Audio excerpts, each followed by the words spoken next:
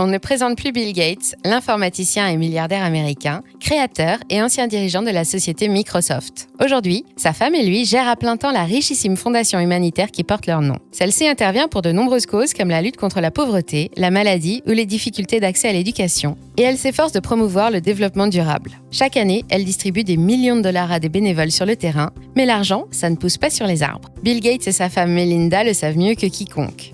Outre les dons privés, dont ceux du milliardaire et ami du couple Gates, Warren Buffett, les principales ressources de la fondation sont assurées par les gains réalisés sur divers placements immobiliers ou boursiers, et notamment sur un fonds d'investissement qui lui est spécialement adossé, le Trust.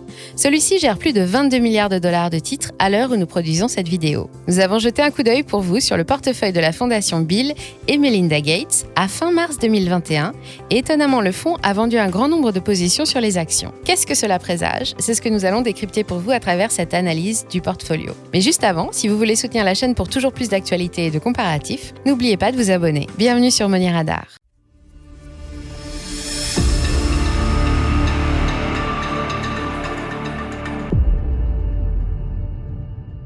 Le portfolio de la fondation contient seulement 21 lignes. Les 22 milliards de dollars sont actuellement investis sur de grosses capitalisations qui exercent leur activité sur des secteurs indispensables, résilients ou inimitables. En gros, uniquement des sociétés de grande envergure et à fort potentiel. Warren Buffett, donateur et associé du couple Gates depuis 2006 dans la fondation, ne participe pas à la gestion des titres, mais ses fans reconnaîtront bien sa patte. Si vous n'avez encore jamais entendu parler de lui, regardez notre vidéo sur le génie de Wall Street en cliquant sur les liens qui figurent ci-dessous. Pour en revenir à notre portefeuille, notons que le quintet de tête n'a pas beaucoup changé ces derniers mois. On y retrouve par ordre d'importance Berkshire Hathaway, la holding de Warren Buffett, occupe toujours la plus grosse place, 44% du total du portefeuille, avec près de 9,76 milliards de dollars de titres détenus. Waste Management, c'est le leader de la collecte et du retraitement des déchets dans la moitié nord de l'Amérique. Il représente 2,19 milliards de dollars. Caterpillar, le constructeur de machines et équipements lourds, n'est pas très loin derrière, avec 2,05 milliards de dollars. Canadian National Railway, l'autre grande compagnie du rail au Canada, avec le Canadien Pacific, perd une place depuis le trimestre dernier, avec 1,86 milliards de dollars. Et enfin, la chaîne de magasins Walmart pour 1,67 milliards de dollars. Ces 5 premières sociétés représentent plus de 17 milliards et demi, soit environ 78% du portefeuille. Les valeurs suivantes complètent le top 10. Ecolab, une entreprise de traitement des eaux, 944 millions de dollars. Crown Castle International, un gestionnaire d'infrastructures mobiles pour le compte des grands opérateurs, 848 millions. Le célèbre transporteur FedEx, 795 millions. United Parcel Services, l'autre célèbre transporteur, plus connu sous le nom d'UPS, 762 millions. Et Schrödinger pour 552 millions. Nous reviendrons un peu plus loin sur cette société américaine, car elle a récemment fait son entrée au top 10 et ça mérite qu'on l'étudie de plus près. Le reste du portfolio se partage entre Coca-Cola, Amazon ou encore Alphabet, la maison mère de Google, qui ne représente que quelques dizaines de milliers de dollars. Évidemment, comme Berkshire Hathaway occupe la plus grosse place, c'est le secteur des services financiers qui domine. Il est suivi par l'industrie, portée essentiellement par Caterpillar,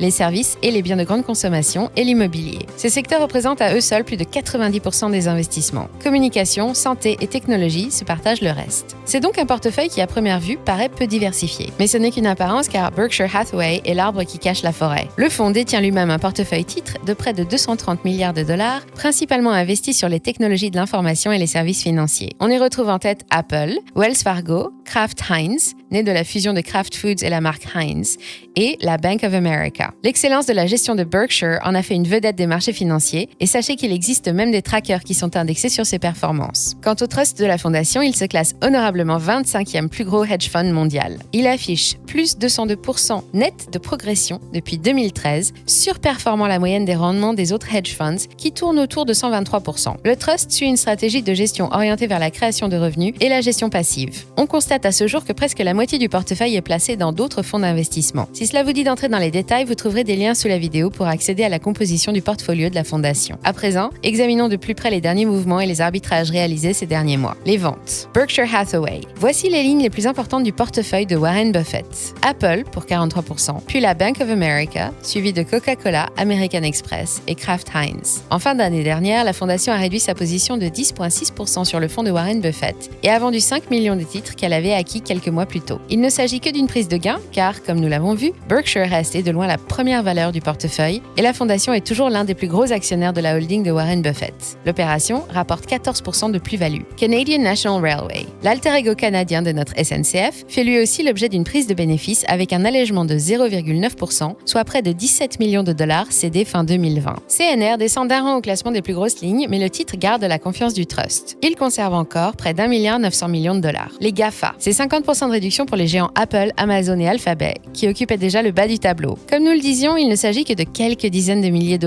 Les indicateurs de rentabilité et les perspectives d'activité sont favorables, mais le trust a choisi de favoriser la détention indirecte. On retrouve en effet les 3 géants dans le portefeuille de Berkshire. 3 noms disparaissent de la ligne des titres détenus par le trust. Bill Gates a totalement soldé ses positions sur Uber Technologies et Boston Properties, avec respectivement 26 000 et plus d'1 million de titres vendus. Alibaba est également sorti du portfolio en décembre avec la vente de 556 000 titres, mais pour mieux y rentrer à nouveau en février, mais par une autre porte. Ces valeurs technologiques ont toutes atteint de nouveaux sommets en 2020 avec des valorisations records. Ce qui nous amène à parler des achats. Les achats. Templeton XTDFX. Coté sur le Nasdaq, le Templeton Dragon Fund est un fonds d'investissement américain géré par la holding Franklin Templeton et centré sur la Chine. Parmi les lignes les plus importantes qui le composent, citons l'opérateur internet et mobile Tencent Holdings, notre géant du e-commerce Alibaba et son concurrent JD.com ou encore d'autres fonds de Templeton. Le 12 février dernier, la fondation en a acheté pour près d'1 750 000 $. Il est vrai que les Chinois ont repris leurs activités plus tôt que le reste du monde. Les niveaux de consommation intérieure restent faibles, mais la demande en provenance du reste du monde soutient les exportations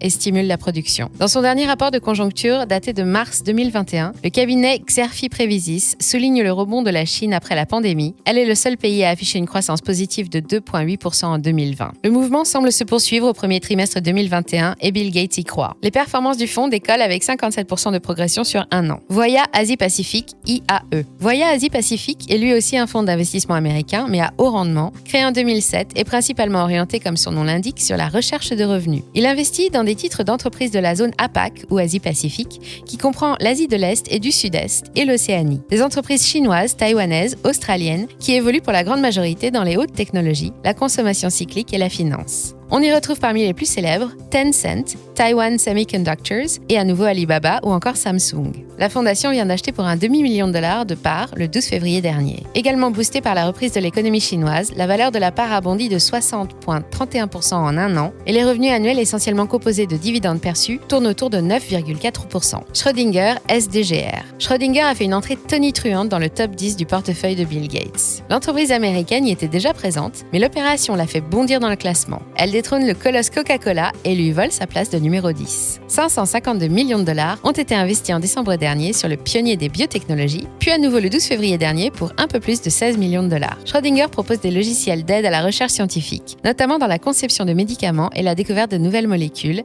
le séquençage ADN et la lutte contre les cancers. Les programmes de recherche basés sur leurs produits ont déjà abouti à des résultats très prometteurs et le potentiel de développement de la société est énorme. Elle est toute jeune. C'est l'une de ces pépites du Next Healthcare, ces nouvelles technologies au service de la santé dont le secteur a été mis en avant par le cabinet ARK Investments lors de son dernier rapport Big Ideas. Introduit au Nasdaq, plus précisément en février 2020, le titre est très volatile, mais il affiche une performance globale de 101% sur un an. À présent, résumons. Entre septembre 2020 et février 2021, les sorties sont Berkshire Hathaway, moins 10,6%, CNR, moins 0,86%, Apple, Amazon et Alphabet, moins 50%, et enfin, vente de toutes ses positions sur Uber Electronics, Boston Properties et Alibaba, soit moins 100%. Et les entrées, Templeton Dragon, plus 0,008%, Voya Asie-Pacifique, plus 0,002% et Schrödinger, plus 41%. À l'heure où nous réalisons cette vidéo, le portefeuille est valorisé plus de 22,3 millions de dollars. Le montant des liquidités est en revanche tenu confidentiel. Un lien est à votre disposition sous la vidéo pour suivre en direct les arbitrages réalisés par le trust de la fondation Bill et Melinda Gates. Vous pouvez comparer ses performances avec les indices ou les autres fonds ou en consulter le contenu. Nous ajoutons également quelques autres liens utiles. Retrouvez en lien notre broker favori pour l'ouverture d'un compte titre sans frais de courtage. Si cette vidéo vous a plu, n'hésitez pas à liker et à vous abonner pour de nouveaux avis et comparatifs. Vous pouvez dès aujourd'hui soutenir la chaîne en vous abonnant et ainsi ne plus manquer aucune actu financière, avis ou comparatif. Et si cette vidéo vous a plu, cliquez sur j'aime et partagez-la sans modération. Nous espérons que cette vidéo vous aura été utile. C'était Moni Radar. À très bientôt.